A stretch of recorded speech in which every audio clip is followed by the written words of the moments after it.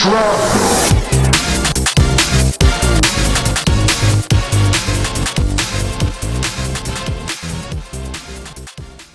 Wagwan, everyone, and welcome to Film Shrapnel.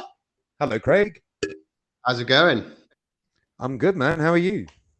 Feeling absolutely dandy. Dandy. Fine and dandy, baby. Fine and dandy. Well, today, Craig, some movie news for you. I know. I have movie news. We're going to talk about the most recent update from James Gunn. There's some surprising stuff here, I'm not going to lie. It's going to surprise me, especially because I don't know too much about it. So I'm relying on you to tell me what everything really means. I'd say 20% of what they've announced, you're going to have some kind of idea. Well. So, well. So, are you ready, Craig? Are you ready? Go ahead for it. Go in raw. I'm going in raw. As we discussed last time, we know that a bunch of people are not going to continue. We know that Henry Cavill is not coming back as Superman, at least for now. You never know what's going to happen with like all of these multiverse-y kind of films. But Henry Cavill's out, and what's his name? Jason Momoa. He's out as Aquaman. However, Aquaman does have a movie that's been made, and it does look like it is still coming out at the end of this year. We're looking at Christmas. For Christmas this year, 2023. So Aquaman 2 looks like it's still coming. A couple of other films that have been in development before the acquisition. The second Shazam film, that is still coming out. That's coming out in March, so far away. The new Flash movie, believe it or not, it's apparently so good that they cannot cancel it. They physically cannot cancel it. It's so good. They're like, no. We're going to use this to leapfrog off for the rest of this universe. Hold on. So can I interject there? Go on. Do you think... I don't know if it's going to be really good. I have a feeling it probably just went too deep. Too much money was involved. And it'd be too costly probably for them to cancel it. Well, what I reckon is that because of Flash's like power set, because he can like basically reset the universe with his powers. So I reckon that's what they're going to do. I reckon by the end of this Flash film, we're going to be in a brand new DC universe. And then everything after that won't be connected or be in its own continuity. So that I think the new Flash film is setting up this new continuity where, you know, all the other stuff doesn't actually matter anymore. But I've got a feeling that it's still kind of going to be connected from like different universes and stuff. Mm-hmm. I feel like it makes sense. Also, they've been working on a Blue Beetle movie.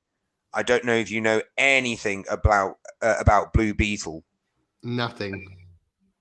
I seem to recall watching like an old cartoon when I was a kid. I seem to remember it being like good. I remember liking his like style, his look. He's got like a it's almost like Iron Man but Beetle-y. At least that's how I remember it. Maybe I'm thinking of something else, but I seem to recall seeing Blue Beetle in stuff in cartoons, and I've liked him, but I don't really know too much about him. Although I do have his comic book stuff up in front of me on Wikipedia. Mm-hmm. If you're interested. So 3 people have taken on the mantle of the Blue Beetle, and it's been published by a variety of different comic companies over the years. So it's only ended life at DC. So DC currently own it, but it's been around for a long time. He used to have like a radio serial. I think he was the original, the radio serial, and then they made comic books based on the radio serial. But the sacred scarab is what gives him his powers. It like latches itself onto him, and you know he turns all like Iron Man-y. I'll tell you what he reminds me of. He reminds me of Guyver. And if you don't know what Guyver is, we're definitely doing that for a podcast. I love Guyver. So yeah, there's not really much else I can say on it. He did join the Justice League. Apparently, he's been in a bunch of DC played an important role in a bunch of DC like major story arcs, like Crisis on Infinite Earths and stuff like that. So, you know, he's a big deal. I'm just interested to see where it's, what's going to happen with him, because I was pretty sure that, of all the things they were cancelling, this would probably be on the list to cancel, because not many people have heard of it. So I would have imagined this would have gone, but no, they're still going through with it. Do you think it might get a bit confusing with the ones that they're continuing now and the ones that James Gunn will eventually put out? Or do you think they'll find a way to really like make it clear this is like a kind of like a reset, or maybe another universe kind of thing? Well, this is it. I think that the Flash movie is going to reboot it all, and then everything after that, I reckon, will be in its own continuity. So they're still going to release the stuff they've got, but then once it's all out, we're going to get the big movie universe reset. That's what I think will happen, but we don't know. We don't know for sure, but that's what I would imagine is going on. But still, do you think they're on another level, like stylistically? Do you think there'll be like a clear, oh, this is very much not the previous DC movies. This is like this is James Gunn. Oh yeah, like, I look at this. Like, yeah, I don't know. Yeah, I think you're right. I think these are going to feel very different, these movies. I reckon there's going to be a different tone to them. I reckon they'll be distinctly different from what's came before. However, it will get confusing. I'm going to come up, I'll let you know one of the projects that's coming a little bit later. And I do think it's going to lead to an awful lot of confusion. But I'll save that one for a bit later. Okay. So we've gone through everything that they've basically already got. I'm just going through, like, in chronological order, what is coming out. So Shazam will be the first thing in March. Oh, apparently The Flash will be in June, Blue Beetle in August, and Aquaman at Christmas. So that's this year. Also coming out. Go on. Hold on, one quick. So probably then we might not even see any James Gunn stuff this year. Probably it's all next year. They're just like finishing off everything this year. This is it. Maybe not even next year. Maybe not even next year. We'll see. Like I say, I've got something here that might come out next year, but it's not been officially confirmed. Okay. But really briefly, I'll say that the second Joker film is coming on the October in 2024. So that's next year, October, we'll get the second Joker movie. Now, I'll briefly mention, we got the Joker Folie à Deux. Folie à Deux. That's the name of the film. Folie à Deux. And Batman 2, the Batman 2, that's coming out in 2025, also in October. Yeah, these two films are going to be Elseworld projects, so like projects that aren't connected to the chronologically are not chronologically connected with the James Gunn universe. However, they will be running alongside.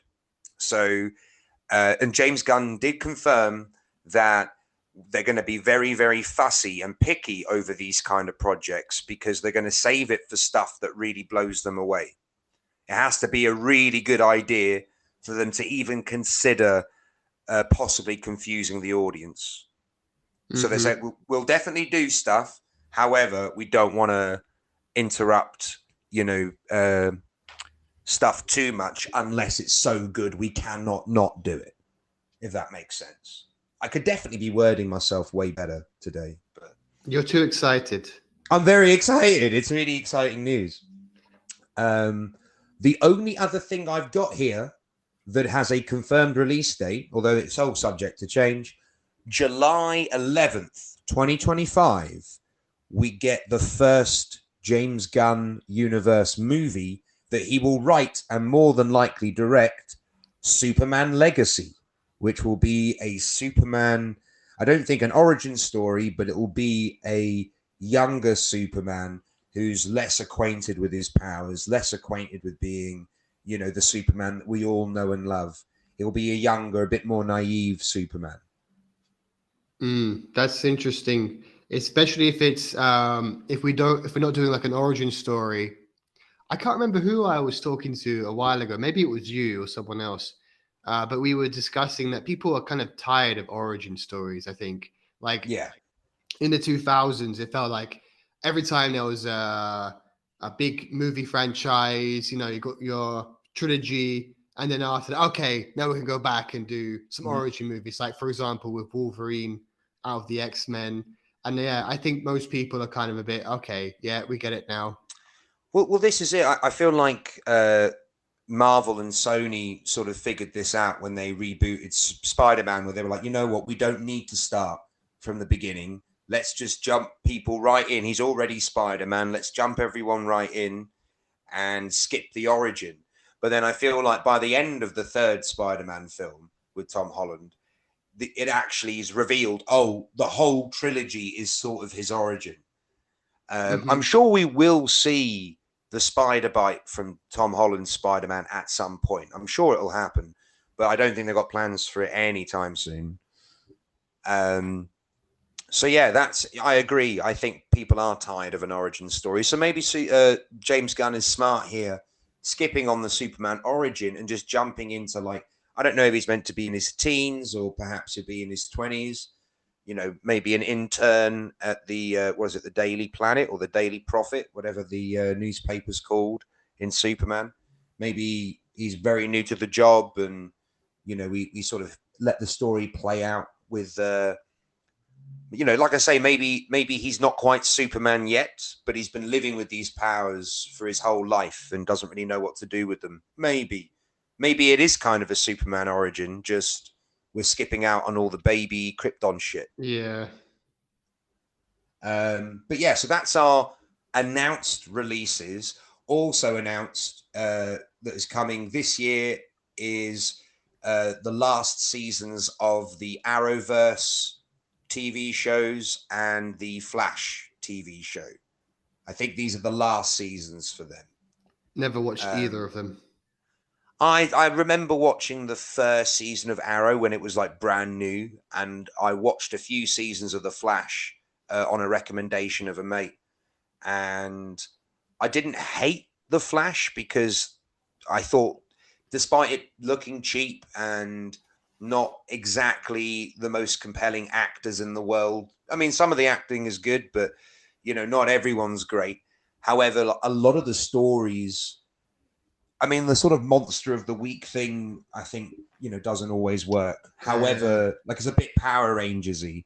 However, like, sometimes when they go for like when they really double down on a single story that's like overarching the whole series, the whole show, they are worth watching The Flash for. They are actually good stories. It's just that there's a lot of filler, and that's annoying because they're like 20 episodes a season or something. So when you've got shows that big, like, yeah, there's an awful lot of filler. And I think if you just cut the fluff and just jump straight into the big season-long stories and just tell it a bit more concisely, I reckon it would have been an excellent show, if I'm honest. Yeah. I just think they waste too much time with like the monster of the week kind of format. I'm kind of tired of that as well. Sometimes when I'm watching a show and it's like that kind of format, okay, I was expecting this storyline to progress a bit longer or be more important to the whole story. But yeah, like, okay, so we're back to square one again. Or maybe sometimes it does contribute a little bit, but I don't know. It gets tiring. Yeah. Oh, I suppose before I move on to the projects that have been announced but with no release date, I should mention that all three, Gal Gadot, Ezra Miller, and Zachary Levi, who plays Shazam, all three of them have not been released from their contracts yet. You never know, but James Gunn did say there's no reason why these guys can't pop up in later films. It just depends on the story that we're telling. So I've got a feeling we're going to get a lot of these guys coming back. I'm pretty sure. I'm sure we'll see Momoa again as Aquaman. I'm sure we'll see Henry Cavill again as Superman. I reckon he's got plans for like some big crossover event that we're all building towards. I'm certain of it. I reckon he's got big plans. If it really takes a few years for James Gunn's films to take off, we might even see like Henry Cavill come back as like an old man Well, maybe like I Yeah. don't know how old he is now. Probably he can't be older than about 40 something, but maybe he could be in his 50s or even 60s, but like depending on how long James Gunn stuff goes on. So you'd I have mean, really look, like a difference in age between different Supermans, which could be interesting. look, all I'm saying is, look back on the podcast because we've come up with a great Superman movie just for Henry Cavill. Only Henry Cavill could play this Superman. So, I think we'll get him back, even if he comes back as an old guy. I reckon he'll come back eventually. Yeah. Okay, are you ready for like the first really kind of weird announcement that they've Go for it. announced? Okay, so I'm actually kind of excited for this one. They're doing so. What James Gunn has announced is for his universe, all the cartoons they release, all the movies they release, and all the video games they release, all of these will be connected within the same universe. All of them will have repercussions with each other, and all of them will have the same voice actors as they are in the live action movies. I don't know what to say. I think that's a really unusual choice. It's a huge undertaking. It's That is massive. massive. Yeah. Like you can it's easier to keep the cartoon separate from the movies and definitely video games. However, this could be it could be a stroke of genius. It could be. Could you imagine though, like one of the films comes out and they say, well, like to understand what happens in this film, you have to like play the video game because that's where everything else. Well, I don't know. I've got a feeling that I've got a feeling James Gunn's smart enough to go, you know what, let's not make anything that's really integral for the movies to happen in the shows or the video games, because that would be, because I feel like the new Doctor Strange film really suffered with that, where if you hadn't watched WandaVision, you actually don't know why Scarlet Witch is a bad guy all of a sudden. You don't know where this motivations come from. So she's just suddenly a bad guy. If you didn't watch WandaVision, Doctor Strange 2 probably didn't make much sense. It's that is kind of annoying. That is kind of annoying. It's sloppy storytelling. So That for me, that's one of the main reasons that kind of put me off watching the rest of the Marvel stuff is because stuff is just like I don't know where to start, and it just bugs me. Okay, now I have to figure out what's happened in between this movie and the previous movie because there's probably 5 other movies I haven't seen. Yeah, yeah, it bugs me. it's annoying. It's annoying. But unfortunately, like I know that TV shows are, brilliant. You can have great TV shows, but if people are only invested in the movies, if you have integral stuff happening in the TV shows, you are going to end up alienating some of your audience. So, I think James Gunn knows this, and he knows not to, you know, rely too much on people having watched or played the games or the TV shows, and because like I say, all the main shit should really be taking place in the movies, and then you can have the TV shows, the cartoons, and the video games just sort of responding to the fallout of decisions made or whatever, but nothing that will affect the movies. Or if they do affect the movies in such a minor way that if you didn't know the context, it doesn't matter. Or they could at least just give it a one-liner explainer. Like, for example, because we're planning soon to watch the next Ant-Man movie, I had to catch up and watch the previous 2. And in between the first and second Ant-Man movie, there is an Avengers film. I'm not sure which one it is. And some stuff happens where I think he gets arrested in Germany. I don't know. I haven't watched the Avengers movie. But what I did like about the second Ant-Man film is that although there was some stuff that happened, it was explained briefly enough that okay, I understand something happened there. The scientist guy, I forget his name, played by Michael. Is it Michael Douglas? They explain it very well that he's pissed that he stole his suit and he went without saying anything. So I don't mind if there is a gap, like something happening between the films, as long as you keep it brief and easy for viewers to understand. If it doesn't play too big, if it doesn't completely change the plot, like you're saying with WandaVision and Doctor Strange, as long as it doesn't do that, I don't mind. But a small change that's very easily explained, okay, I can deal with that. That's fine. Yeah, exactly. As long as it's minor. As long as it's Yeah. minor. So yeah, I'm kind of excited for how interconnected it'll all be. However, let me pitch to you this property, which I'd never heard of, and I'm very excited for it, mainly because I know that it's connected to the movies, even though it's a cartoon.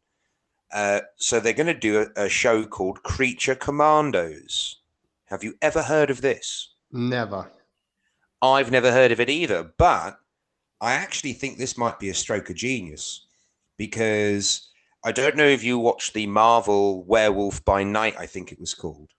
No, I think you told me about it, but I never saw it. Well, so what I think they're doing, I think they're actually building towards like a team of, horror characters. I don't want to spoil Werewolf by Night, but just off the name, you already know a werewolf's in it. But there's a bunch of other like supernatural characters in the same sort of vein as werewolves and vampires and shit like that. So I've got a feeling that Marvel are moving towards doing like an Avengers style team of these kind of characters, which I think is a good idea. I don't mind that. I'll have fun, sort of like League of Extraordinary Gentlemen. However, this is what Creature Commandos is, and they're getting in there before Marvel can. And I think that's could be like a really good way to sort of compete with Marvel in that you've seen something coming from Marvel. You're like, right, let's do that first. Let's get in there first. So Creature Commandos, hang on, let me just pull up their wiki. So Creature Commandos is a DC team of military superhumans. It's originally set in the Second World War. So I don't know if the cartoon will be set during the Second World War. But the original team, it was led by a normal bloke, a normal dude, like a human. But the people on the team was like a Frankenstein's monster, a vampire, and a werewolf, and a Gorgon as well. So yeah, that's coming. I don't know what the lineup of the team will look like, but that is what the comic book was. Like typical horror movie monsters teaming up to fight Nazis. And I'm definitely down for that. I'm like 100% down for that. That could be pretty interesting. Yeah. Yeah. Now it will be animated. But, if they're all connected, then the characters that they're establishing will likely appear later on in live action. And I will say this, so I'm going to spoil one of the things I was going to mention. They've also announced a Swamp Thing movie. So it would make sense to me to introduce Swamp Thing in this Creature Commandos animated show, and then you do your live action Swamp Thing movie. And so all of a sudden you've got characters to pull from that have already been established. So if people have seen the cartoon, it won't be a surprise. But if you haven't seen the cartoon, it's just an interesting new character that's, going to be funky in some way. Can I ask you about Swamp Thing? Go on. So I don't know anything, but go on. I've seen that on HBO Max there is a show. I think it's about probably 10 episodes. And I was wondering if it's any good, but maybe you don't know because you haven't seen it, huh? I've not seen it, but I've actually heard decent things. Not amazing things, but I've heard decent things, like mixed reviews almost. I've heard a few things, but it's something I'd be willing to watch. But I know that didn't Wes Craven make a Swamp Thing movie in like the 80s? And it's like a shadow of the comic. It barely resembles the comic. Not a clue, to be honest. I think it was Wes Craven. Maybe I'm totally wrong. Or maybe he was offered it and he didn't take it. I don't know. But I'm pretty sure I've heard something to that. Yeah, I'm pretty sure it was Wes Craven. I'm pretty sure Wes made a Swamp Thing movie and it's terrible, apparently. But yeah, no, I don't know much about Swamp Thing. I think it's just like a guy who like chemically gets fused with plants and shit, and so now he can control plants, and he's like a sort of tortured bad guy, but he kind of like an anti-hero, like misunderstood, just wants to be left alone. He's like Shrek, basically. He's just he just wants his swamp back. It sounds the same, yeah. He's basically Shrek. Basically Shrek. That's my understanding of Swamp Thing. He just wants to be left alone. Well, he's Shrek in Shrek 1 anyway. Not so much in the sequels. And what else have we got? What else have we got? Okay, what do you want? Do you want like a really obscure thing or a really like exciting thing? Which one do you want? Let's go with the exciting thing first. Okay, so this will test your knowledge of superhero properties. The next film I'll talk about is a film called The Brave and the Bold. Have you got any idea as to what character that'll be about? No. Really not. No. Superman? So there's a very, very popular cartoon called Batman Brave and the Bold. Apparently, this film will just be called The Brave and the Bold, but it will be about Batman. Not only will it be about Batman, it will be about the James Gunn universe Batman, but also the Bat family. So they're going to introduce all of the Batman side characters from the cartoons and comics that we've never actually seen in live act. Well, we've seen Batgirl and we've seen Robin, but we've never in the old ones. We've never seen an actual child playing Robin, which I would really like to see. Like, you know, I've often said in Batman Forever, the scene where Robin saves Batman for the first time and he just pulls him out of the wreckage. If it wasn't Chris, what's his name? The guy from Scent of a Woman. I forget the guy's name now. But if it wasn't that actor playing Robin, if it was an actual child, I reckon that scene would have landed so well. Like, it would have got you in the feels. Like, okay, this kid is proving himself that he just wants Batman's help to get revenge on for his family. You know, he can handle himself. Yeah. So I hope they give us a kid back, a kid Robin. That would be really nice. And James Gunn has announced it will be Damian Wayne, which is Bruce Wayne's son, who is like the most recent Robin in the comics. Like, he was introduced quite recently. So that would imply that all of the other Robins have come beforehand. We've already got Dick Grayson, and now he's gone off to be Nightwing. You know, we're going to have, you know, a multitude of different Robins, I hope. I think we're going to get Batgirl. We're going to get the whole Bat family. It's looking really exciting, but it could be a bit much. There's a reason why there's a reason why we haven't explored all of these characters before. And there's a reason why when we did explore these characters just a little bit in the 90s, it didn't work. Because it's a bit cheesy.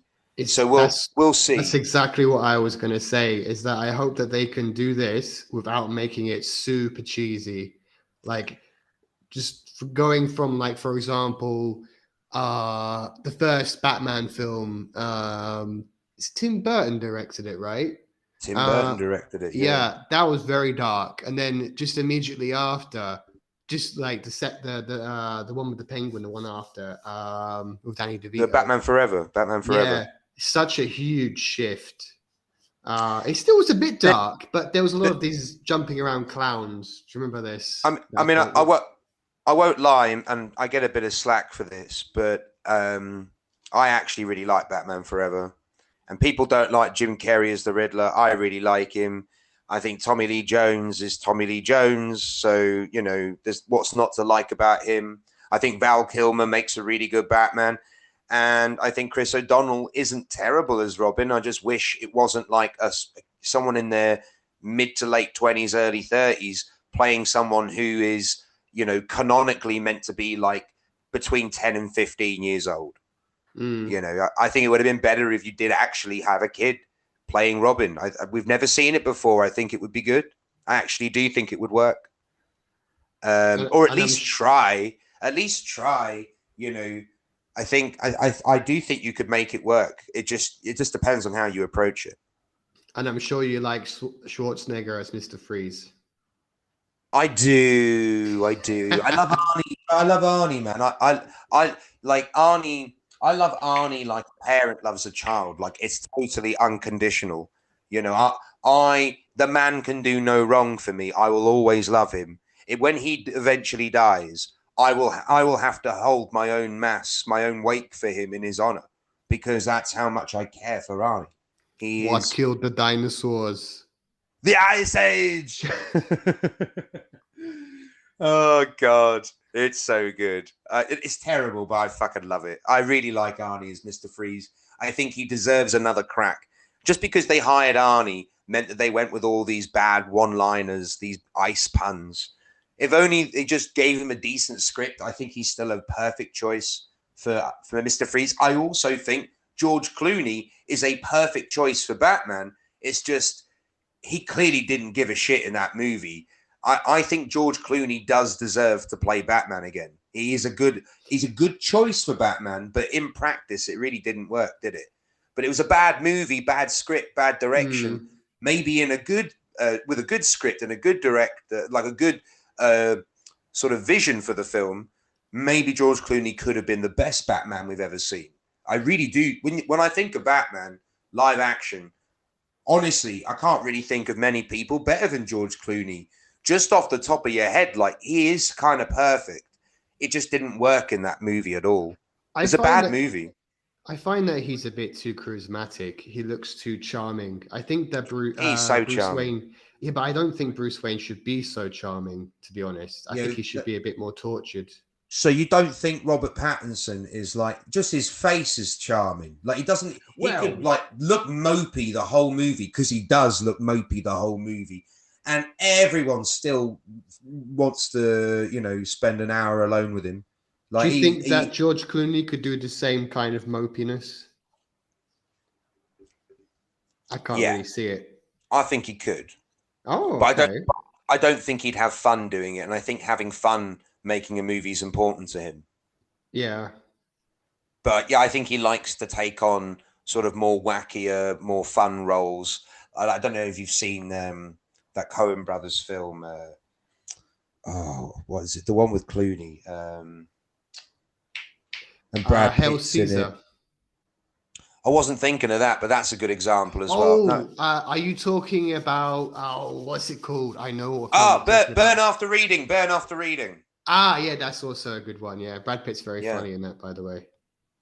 Yeah, Brad's really good in that. John Malkovich is great. Yeah, John Malkovich is being top John Malkovich in that. Super angry. It's fantastic. Yes, this is Osborne Cox. Who the fuck is this? He's so good. So yeah, that's Batman Brave and the Bold. Would you like something more obscure, or would you like a TV show? I'll let you choose. Give me the obscure stuff and TV show. Yeah. Right. This is so obscure, I'd never heard of it. And I have very little information on it. And we're going to mention it and then move right on. This is a movie called The Authority. And it is originally a superhero comic book published by DC Comics under the Wildstorm imprint. So Wildstorm was an offshoot of DC, but owned by DC under the same umbrella. So they can use, they can pull from these characters, and they're going to make an Authority movie. Yeah, that's pretty much it. The superhero team, I think, is called Stormwatch. And you've got like a bunch of different characters in there. You've got like a Superman kind of character. And like you've got someone with wings, shit like that. There's like a bat. Like it's basically the Justice League, but they couldn't use Batman, Superman, or Wonder Woman, so they come up with their own characters. Okay. And that's basically it. Moving on. More important stuff. Well, apparently, I mean, look, the original run only lasted 12 issues, and it had like critical acclaim despite it not being super popular. But there you go. Possibly could be a good shout, but that's The Authority. next up on my list, do you want a TV show? Go for it. Do you want a TV show I don't care about, am curious about, or I'm really pumped for, or don't care about?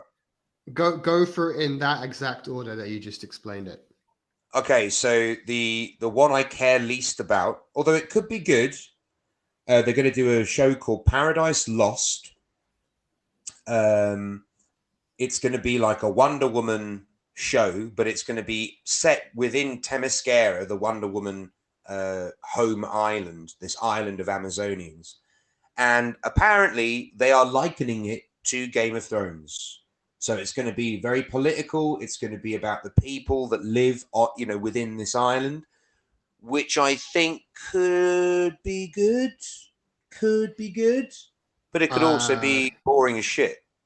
Yeah, I don't know. I don't know enough about Wonder Woman and her backstory, but it does feel a bit like it could be a mess. It does, doesn't it? But in all fairness, who's to say that an all-female cast of Game of Thrones wouldn't be good? I reckon it could be good. It's just, you've got to do it right. I don't really know. Like Game of Thrones was just sort of like not my cup of tea, Game of Thrones, but it just sort of hit the public zeitgeist perfectly. Like everyone was on board for Game of Thrones when they first watched it. So if you could do a similar sort of thing with this Paradise Lost show, that could be exciting. It could be exciting. And you people out there that miss Game of Thrones, this might scratch your itch in a way that the new shows, Rings of Power and the other one that, people are complaining about them. So, although I know you've watched them and I think you said you liked one and didn't like the other one, or so yeah, like the Ring of Power, you can't really defend it. I really wanted to. I really tried to like it. At some points, it wasn't so bad. I think the main thing with the Ring of Power with me is that I just really wanted it to be good because I quite like Lord of the Rings and I really wanted a good Lord of the Rings show. So I was trying to look past its problems. But yeah, in the end, it was very messy, very crap show. I don't know. I hope they really fix it in season 2. With the Game of Thrones thing, what was it called? The House of the Dragon. It's quite different actually than Game of Thrones because it's just mostly following the royal family, I guess. In the main city, I forgot the name of it, King's Landing, and it just follows. It skips a lot in time throughout the show, and it was pretty good. Some people didn't really like it. I think some people were expecting Game of Thrones, but it wasn't going to be Game of Thrones. It was going to be more like a kind of family history, the Targaryen thing. So all in all, the Rings of Power wasn't particularly good, and the House of the Dragon was pretty good. We'll see, but we'll see how they go. I mean, I think especially towards as they progress, I think there's a lot more excitement for the Rings of Power at the beginning, and less so for House of the Dragon. But I think as they both went on, they were running pretty much at the same time as well. I think exactly. that. Yeah, it switched a bit. Like I was starting to really appreciate the House of the Dragon and like being a bit okay with Rings of Power. So yeah, I forgot what you asked me now. You liked one and didn't like the other. Yeah, I guess the short of it is Rings of Power, very messy, problematic in many ways. Whereas House of the Dragon was better. Yeah, it was a lot better. Well, let's hope we get more of a House of a Dragon vibe in Paradise Lost than Rings of Power. In that case, and I really hope that they spend the time to really look it up and like make it solid, because I feel that sometimes with these shows, they really just jump into it. And I think with Rings of Power, they gave the show, this $1 billion show, to two guys that had never done anything. Like they hadn't done anything before. And I don't know, maybe it just needed more time to be polished off because it just felt I would have given them another year or something just to fix it, like before they did anything, because it became very messy in a lot of ways. Got a feeling that the Rings of Power team really thought that they were onto something, doing like a sequel to Lord of the Rings. You'd think that they would give it everything, and I've heard really negative stuff about the show. Yeah, at first I thought it was just people hating on it because they were like black elves and it was more diverse than the original Lord of the Rings, which I recently rewatched, and I rewatched The Hobbit with my wife and daughter, and there's almost nobody of color or different background.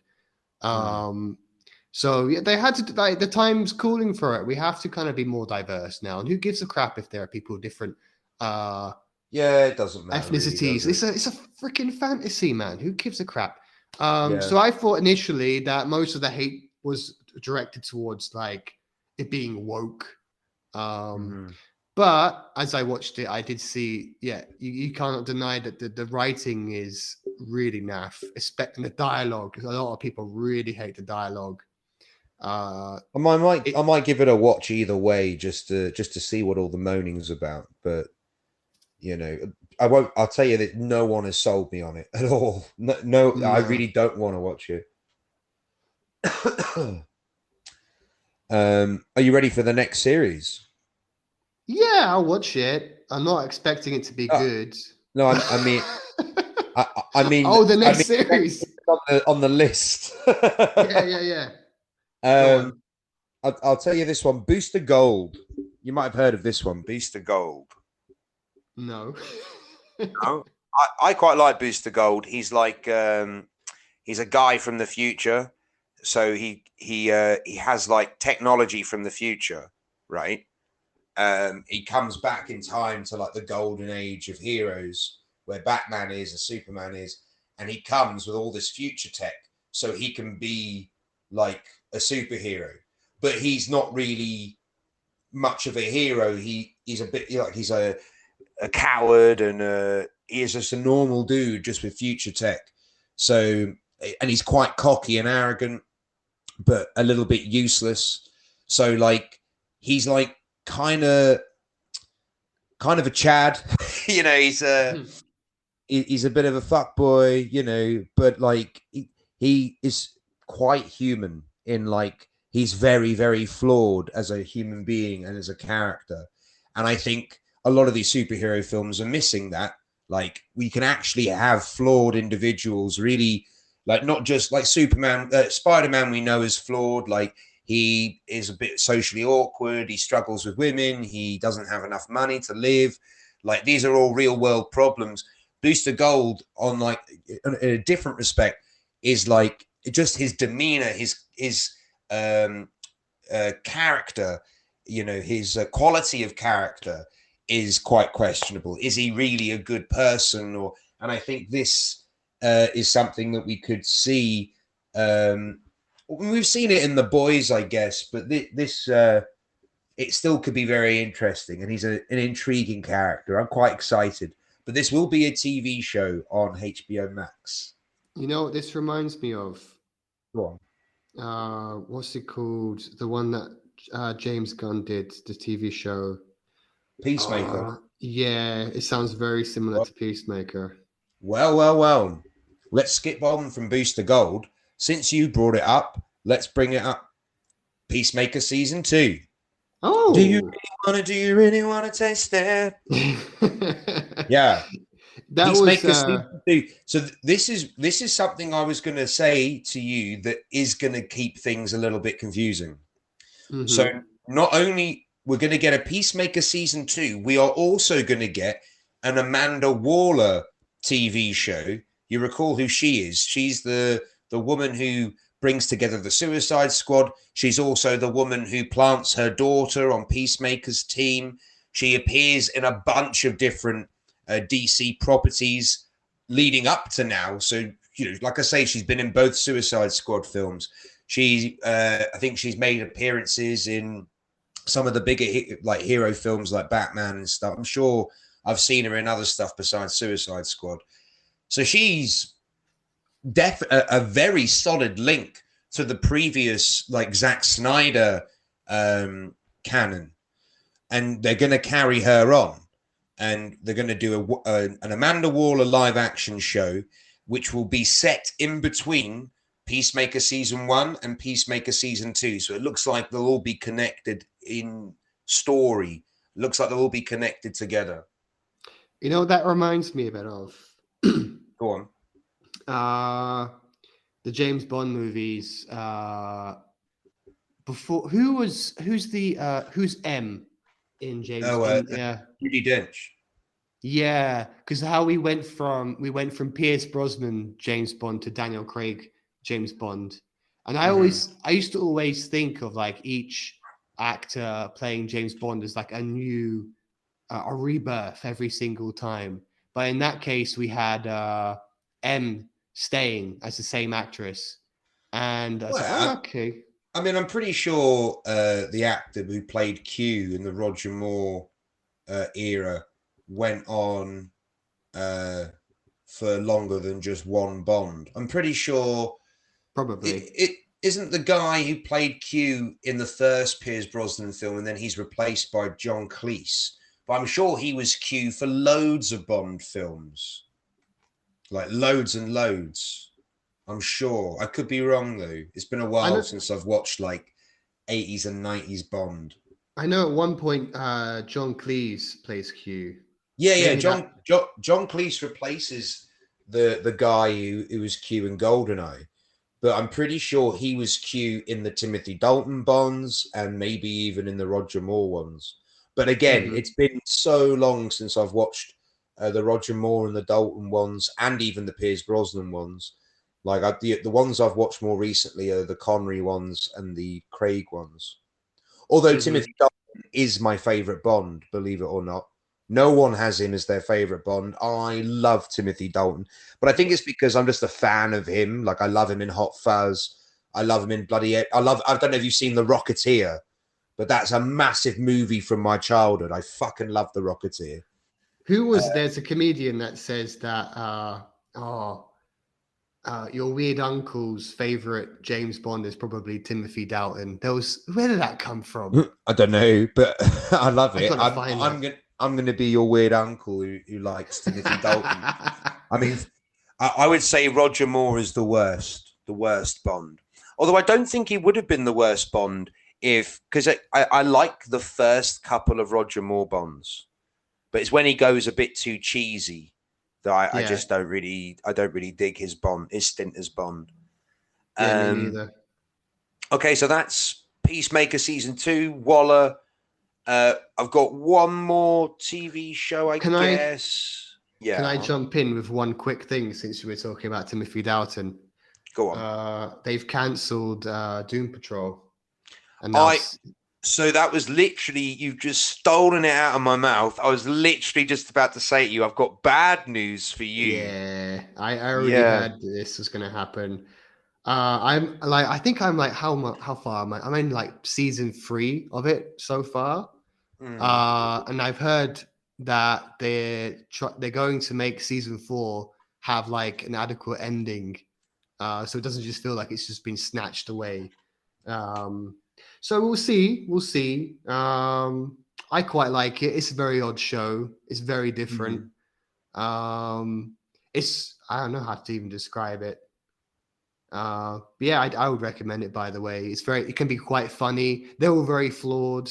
None of them really want to be superheroes. They're not really that smart a lot of the time. And I won't go too deep into it because I'm stealing your thunder. Well, no. The thing is, I think I might actually watch it myself. I'm quite. You sold me on it last time we talked about it, so I'm quite keen to give it a go. Yeah, definitely do. It's very fun. I will say that at points though, there are some plot things that kind of like, okay, that doesn't completely make sense. Usually it's within an episode, I would say. Yeah. But you do find yourself kind of forgiving it for its flaws here and there. I don't know why. I guess it's just because it's very different than a lot of superhero stuff. Sure. You really go quite deep into a lot of the characters' problems, and it can get quite psychological sometimes. Like it's not really. Sometimes the plot's not really about dealing with some big bad guy. It's more just them dealing with their own issues. It's like they could all be superheroes if they just dealt with their own mental issues, basically, because they all have something that's holding them back, really. Yeah, and they kind of do get better at it as they go on. Like they try to make amends with their issues, and they could potentially become superheroes. But most of the time, they kind of like shy away from it. They don't want to help anybody. Like, fuck that bullshit. I'm not getting involved in some world-ending bullshit crap, you know? So, yeah. Yeah, like I say, I mean, I've heard people liken it to that Umbrella Academy, which I also haven't watched. I'll tell you, we haven't got many properties left. I've got 3 more that I want to talk about, one of which I'm not sure. I don't remember James Gunn mentioning anything in his announcement. And then I've just got a chunk of like stuff that I have got no information on besides that people think it might be in development. So I'll roll them off really quick if you want. Okay. All right. So really briefly, a couple of TV shows in development, Gotham PD or the Arkham Show. So we're going to be talking about the Gotham Police Department. I feel like they've already tried to do that with the show Gotham, which was hit and miss. Some of it was good. Some of it wasn't so good. Could be good. Could be good. An Arkham Asylum TV show where we follow the villains sort of incarcerated. Could be interesting. You could have like a One Flew Over the Cuckoo's Nest kind of situation. Could be interesting. Matt Reeves is apparently still going through with his Penguin spin-off of the Batman, which will be a TV show with Colin Farrell. Maybe I'll watch it. Fuck it.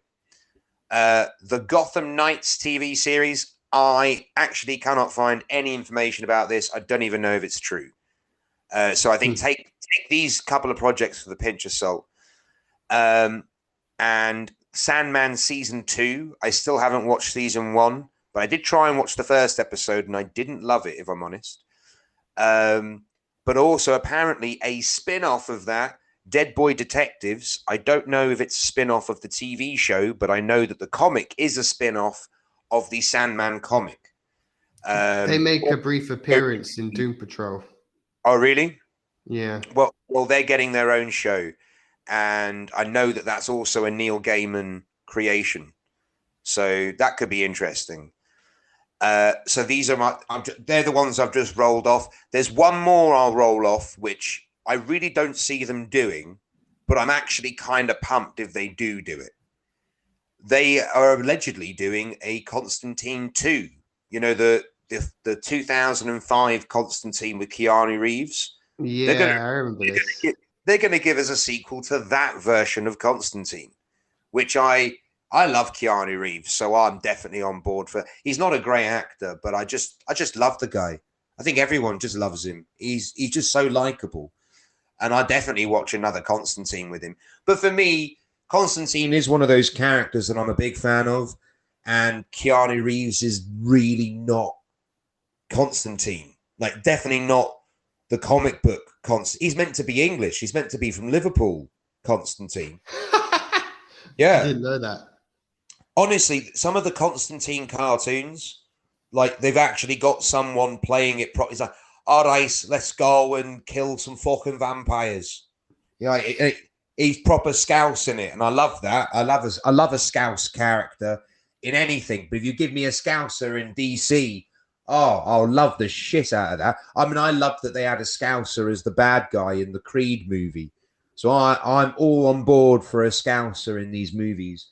And, you know, the one Scouser that you could give me, you give me Keanu Reeves. But I do love Keanu, and I actually don't hate the original Constantine. I like it. But if I'm honest, if they're going to do a Constantine movie, I would think I'd prefer a more comic accurate Constantine, if I'm honest. But I really don't. Anything with Keanu Reeves is good for me. I fucking love Keanu. So if you give me Keanu, I'd love to see him as like Wolverine. People were saying, he'd make a good Wolverine on the internet. And I'm like, yeah, I would love to see Keanu as Wolverine. Really? People have mentioned his name to be like, we think he'd be a good choice. And the more I think about it, the more I'm like, yeah, I could actually go for a Keanu Wolverine. I really could. When I first heard it, I was like, no. But then the more I think about it, the more I'm like, yeah, if you sort of he just does John Wick again, but with knives. I could do that. I'm down for that. Just John Wick with knife knuckles. I don't know what I think. I don't. I would need to be convinced with that. I don't really see him as Wolverine. I don't think they're going to do it, but my God, I would love it. I'm very keen for a Keanu-led Wolverine movie. So I've got two more properties to talk about. One of which I'm not remotely excited for, but it could still be amazing. Yeah. And one which I am deadly excited for, but it might be terrible. So which one do you want? Your choice. In the way that you said them again. Okay. So the one I'm not too excited about, but it could be amazing depending on how you do it. They're doing a Supergirl movie. Supergirl, Woman of Tomorrow. Now, the only reason why I'd have a problem with this is because do we really need more Superman-esque characters? He's already powerful enough on his own. The moment you start introducing characters that are just as powerful as him, who are also good guys, I mean, the stakes are not that high. If you've got two Kryptonians, then it's like, well, you don't have to worry whenever anything goes down because you've got the two most powerful beings in the universe to defend you. So I think introducing Supergirl might cause some narrative issues. However, it could be kind of interesting because Supergirl is way more tortured than Superman in the sort of later renditions of the character. Like apparently, some of the more later versions of Supergirl in the comic books is she was raised on a sort of piece of Krypton that was just sort of floating through space. So she's been raised like within, sort of, impoverished. She is a girl that's had to be born out of blood, essentially. Whereas Superman doesn't remember all the carnage on Krypton. Supergirl is essentially, her demeanor is born out of it, and she's a lot darker.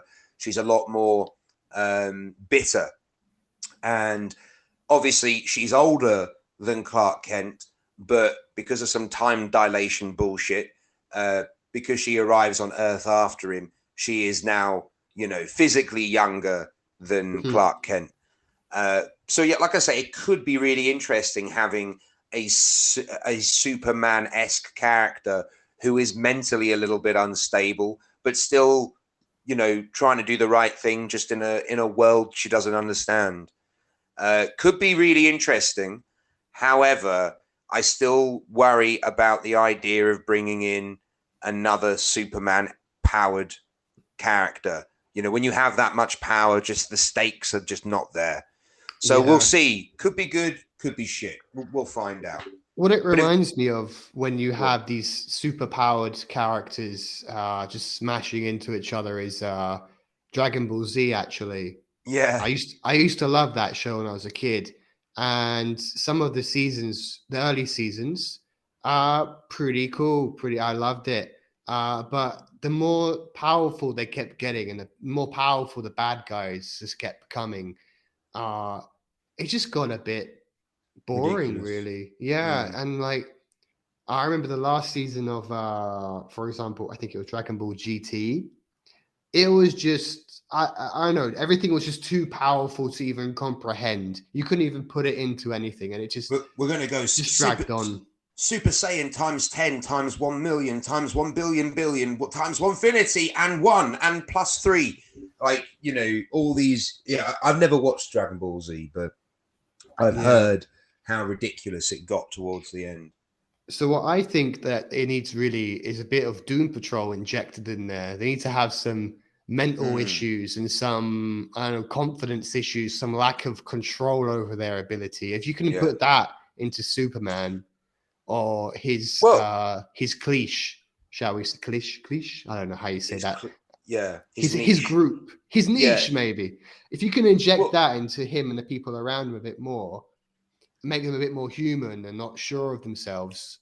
I wouldn't mind them being so powerful, because then they can't really, because then the real enemy is not so much. Yeah, it's not so much the bad guy they're fighting. Part of the enemies themselves. Exactly. Yeah. Well, this is the thing. We might be getting that with Supergirl. Certainly, if James Gunn is going to write it. I mean, I don't know. I'm not too sure. The only ones I know James Gunn is like heavily involved in. I think he's writing the Creature Commandos. He's writing and directing Superman. I think I'm not sure if he's writing the Batman, but maybe the Brave and the Bold, but he might be. But I hope that he's doing Supergirl as well, because I would imagine that Superman will be an integral part of the Supergirl movie. He'll probably act like a mentor to her. Unless you do like a solo Supergirl movie, no Superman, and then you save Superman as the mentor role for a sequel. I don't know. But this is the thing. We're definitely building to some kind of Justice League-y kind of movie. I'm sure that's what's coming. Mm-hmm.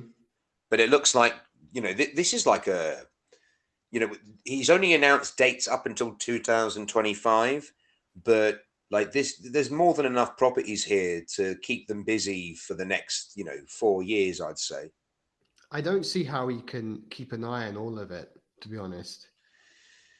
Well, I mean, again, we're just going to have to wait and see. I mean, I think if Creature Commandos comes out next year like it's meant to, Creature Commandos is going to be the first thing we see of the James Gunn universe, like that is totally Snyderless. And that's interesting to start it with Creature Commandos. You'd think you'd start it with like a Superman or a Batman kind of level character, or even you could do the last property that I want to talk about. You could have done this one first, and because it's a recognizable character, but it's never been done justice. Mm-hmm. So this is the one if I'm honest, I am most excited about this one. Because I'm a huge Green Lantern fan from the comics. I love Green Lantern. But Green Lantern, the movie was with Ryan Reynolds, was not good. And Taika Waititi's in it, but it's not good. They're going to do a Lanterns TV series, and I'm keen on Green Lantern coming to the DC universe. But what will make you more keen is, and I don't know how they're going to do this, but James Gunn has basically said this will be a True Detective style drama, but in space. They're space police, remember? But it's going to be true. It's just True Detective in space. I mean, that sounds ridiculous, but if you nail that, that could be the best. Very cool. Yeah, it could be the best thing anyone's ever seen. And we know that James Gunn can handle like cosmic characters really well, especially in a team with Guardians of the Galaxy. So if this Lantern TV show, and he says we're going to follow Hal Jordan and the other famous Green Lantern. So it's going to be two Green Lanterns, basically a buddy cop TV show. I mean, hey, if you just want to remake True Detective in space, I'm 100% in on that. Did you watch the first season of True Detective? I watched like the first episode and I was like, right, I need to be way more sober for this. And I've not gotten round to it since. You haven't been sober since, basically. I've not been sober since, no. The first season is amazing. Yeah, if they could do that in space, it'd be very cool. I've heard the first season is like unreal. And I like I say, when I first watched it, I was like, right, I can already tell I'm going to really like this. So I want to be 100% focused. And I wasn't in the moment. So I've been putting it off for the right moment. And I think maybe now is the time. Maybe we should do a pod on it. Yeah, we could. What's kind of interesting about this idea, the first thing that comes to my head that I hope they don't do, if they do Green Lantern as a kind of detective thing, is did you ever watch, I know you've seen the film, but I don't know if you've seen the TV show, what's it called? With the train that's going around the world. Snowpiercer. Yeah. So I've seen the movie, but not the show. Yeah, I also I like the movie. The movie's fantastic. Then they made a TV show, and it's not got anyone in it from the film. It's a bit different, and it starts off as kind of like a detective thing, and like, oh, that's kind of interesting, murder on a train that's going around the world. Who killed someone? Blah blah blah. And for the first several episodes, it's kind of like a detective show. It reminds me of like who am I trying to think of? Like Agatha Christie. Yeah, and I thought that was quite cool actually. But then it very quickly drops that. So I don't know if the thing with the Green Lantern is that you have plenty of material to use. I don't know any of it, but they have plenty. So there's loads. Yeah, so it'll be interesting to see if they can continue that or if they get tired of it and then it just kind of defaults back into its older material. And if they can sustain it, I don't know. It'd be interesting. Yeah, definitely. I'll tell you this. The one thing I'd love to see in a Green Lantern property, because it would be a real test for a director to make it plausible. But one of Green Lantern's biggest weaknesses is literally the color yellow. And I'd love, because like you can't do that. Surely you can't do that. But with someone like James Gunn doing it, I think you absolutely could run with that. And you'd make it like something really interesting. Whereas when you literally hear it out loud, Green Lantern's weak to the color yellow. Anything yellow is a weakness to him. That's ridiculous. But I reckon if you're James Gunn, you could make that really funny. I think. Yeah. Okay, so True Detective, one of them's addicted to crack or something, aren't they? No, I don't think any of them. One of them's an alcoholic, definitely. All right. So one's an alcoholic. Maybe one of these lanterns is addicted to the color yellow. I'd be down for that. That could work. Funny. That could work. I'm telling you. I'm keen for that. I want to see it. Don't be a coward, James Gunn. Hear this call. Make Green Lantern allergic to yellow. I want to see it. I'm desperate to see it. Don't be a coward. You're a coward for cancelling Doom Patrol. You're a coward for cancelling Henry Cavill. You're a coward for getting rid of Momoa. In all fairness, though, I was reading an interview with Momoa who was basically saying, like, there is amazing stuff coming from DC. Do not worry about me not being Aquaman. So I think they've told him exactly what's happening. And he's like, oh my God, yes, this is going to be amazing. So I reckon they do have a plan. And I reckon they're excited about the plan. But let's not forget that Warner Brothers was really excited when they first watched Batman versus Superman, the first cut that Snyder made. They were really excited where they immediately greenlit the Justice League. And then Batman versus Superman came out. It didn't get the reception that they were expecting. And so in the middle of producing the Justice League movie, they ended up making like last minute changes to the point where they had to get a new director to come in and basically change the entire movie. So we've seen the production company get excited about projects, and when they hit cinemas, they tank, and then the company shits themselves and like, right, fuck, we can't do that again. Let's change everything. But we need to keep up with this release system. We got to compete with Marvel, so we better push out any old piece of shit in whatever state it's in, yeah. So we'll see, but it does look like it's exciting. I'm quite excited for this. I think there's some interesting choices. I've never heard of The Authority. I'm interested in that. I'm very interested in Creature Commandos. I think that could be cool. I'm very keen on the Green Lantern show. If they do make a Constantine 2, I'm all in on it. I'm very keen to watch the new Flash movie, and I want to see how the new Aquaman movie turns out as well. I'm keen on the new Joker and the new The Batman. I'm also very interested on the other Batman that's going to be like the Bat family, the Brave and the Bold. I'm never keen on Superman, but if James Gunn is bringing a fresh take to the character, then I'm all on board for it, and I can't wait to see it. Supergirl, I'm sort of on the fence about, but we'll see. Could be good. I'm not rubbishing it yet.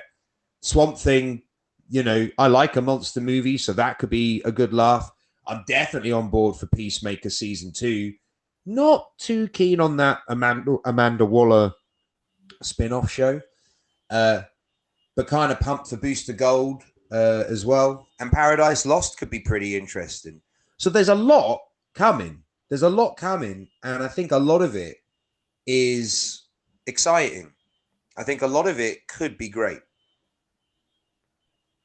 Yeah, it's going to be an interesting next few years. So, all in all, we have a lot of interesting things, a lot of random stuff that we don't know much about.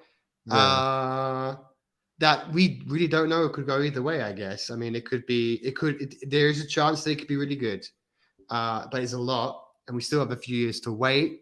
I think one of the most interesting things that you've brought up it's exciting, it's exciting. And the most interesting thing I think you said is this idea of like the TV shows, the films, and the games to all be like in a shared kind of universe, which I don't know. That's an odd. It's a very ambitious thing to do. Super ambitious. Yeah. So I don't know. Like I think, like you said, it will really come down to when he starts handling the big guys. Your Superman, your Batman, to a lesser extent, maybe Wonder Woman and other stuff. But yeah, depending on how he does with that, we'll see if he survives. If he doesn't and he fucks it all up, I'm actually going to be a bit annoyed because there's going to be so much stuff happening and just such a waste of everyone's time. Yeah. So I hope he does a good job. Just in response to your Wonder Woman point there, I know that the creative team behind the first 2 Wonder Woman movies did submit a script to, I don't know if it was Warner Brothers or James Gunn specifically, but they did submit a 3rd Wonder Woman film that would be the same team. So it would still be Gal Gadot in the lead role, still Patty Jenkins in the director's chair. However, it got rejected. They were like, no, we're not letting you make this. So either it was bad or it just didn't fit their plans. But they haven't announced any Wonder Woman stuff, in all fairness. I think they want to focus on Supergirl for now, it looks like. That's interesting. All right, shall we finish this off? Yeah, man. So yeah, I'm pretty excited for this shit. I just hope that it's good. I think I don't mind what they make as long as you keep putting out good stuff. Give me good stuff to watch. I don't care what you're gonna adapt. You can do. I honestly, I'm actually surprised at how excited I am for Creature Commandos. I'm like, yeah, that actually sounds like an idea that I would really like to see. And Universal tried to do it, I guess, with their Tom Cruise Mummy film, setting up like this dark universe, like connected universe of monsters. I don't know if you knew about that, but like the Tom Cruise Mummy film, Russell Crowe comes in and he's actually Dr. Jekyll and Mr. Hyde. And okay. I think Johnny Depp was meant to come in the sequel to play the Invisible Man, and like they all, and I think Javier Bardem was going to be the Wolf Man. So they were going to bring all these classic monster villains back for like a shared universe, and then it ended up doing the Tom Cruise's Mummy, the one that was meant to set it all up, was just so bad that they were like, you know what, yeah, let's not do this. Oh yeah, and Dracula Untold was meant to be one of them as well, but then that did badly. So they were like, okay, well, the Mummy will be the first one, and then that did badly. And they're like, oh, let's just fucking not do this because we tried twice now to get this off the ground, and it's just not fucking happening. So yeah, I think they just abandoned it. It sounds like they're trying to redo. They're trying to Avengers it. They're trying to do like this interconnected universe of films because we know it works, and yet I do think these monster movies are better off as solo movies anyway. But yeah, you're about to say that it's like League of Extraordinary Gentlemen, weren't you? Yeah, I was. Yeah. Yeah, well, this is it. That's what I likened Creature Commandos to earlier. Like, I kind of like that idea. I like League of Extraordinary Gentlemen. I know people hate that movie. I know Sean Connery hates that movie so much that he quit acting. That's how angry he was when he made that movie. I quite like it. I know that it's hated, but I enjoy it.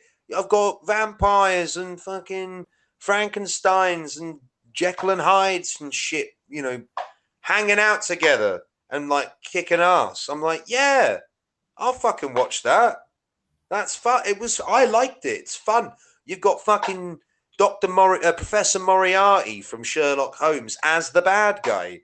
I'm like, yeah, I'm fucking love this shit. I actually like League of Extraordinary Gentlemen.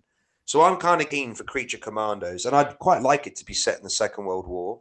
It'd be kind of cool because that's about the same sort of period that those monster movies were being made in, like the 30s and 40s. Your Frankensteins, your Draculas, your Wolfmans. So I would like that. Do you think there'll be spy movies, or do you think there'll be war movies, or a bit of both? I mean, I don't mind a bit of espionage. I don't mind a bit of war. I think they should do both. They should, yeah. I'd happily have both. I just think what's important is you keep it set. You need to make it feel different to everything that's come before, because a lot of these superhero movies feel much the same as each other.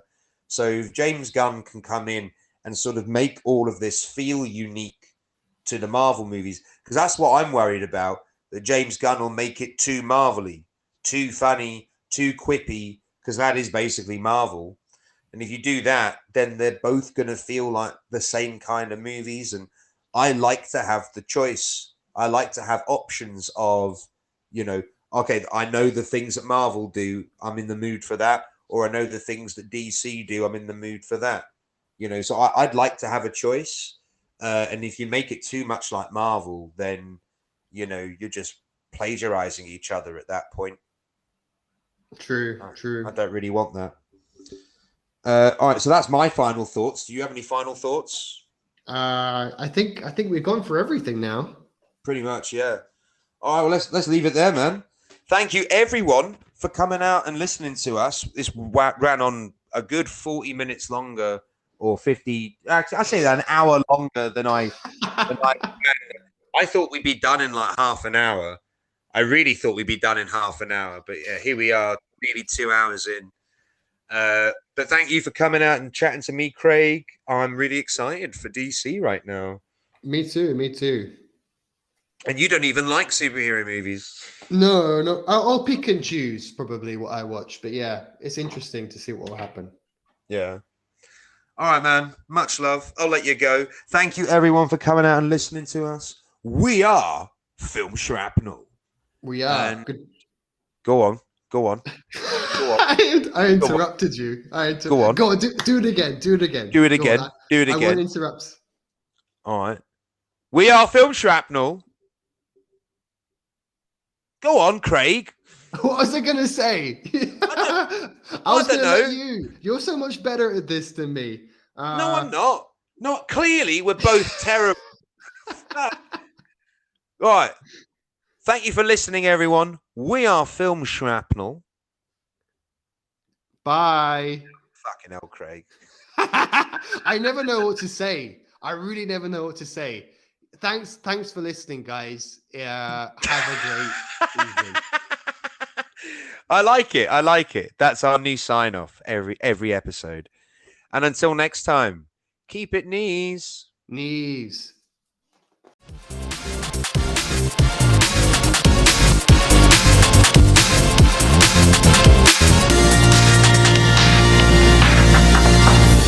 Shrapnel.